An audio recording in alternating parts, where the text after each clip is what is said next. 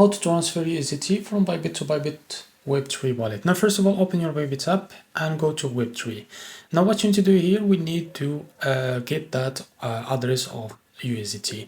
Now, first of all, in the search bar, type USDT like that. So after you find your token here, what you need to do, just wait a few seconds to be able to see it here. Now, what you need to do, just select the network from here. As you can see, we need to select the BNB Smart Chain Network, for example. Now, after that, select the USDT. Now what you need to do here, just tap on receive to get that token address here. Now after you copy it, now just go back. Now go back. So after that, tap on exchange to be able to send that USDT to our wallet.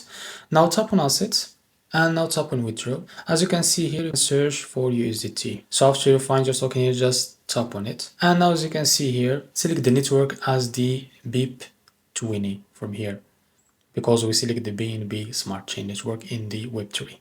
So after you select the network, now here you can paste the address, as you can see. Now after that, type the amount, for example 100.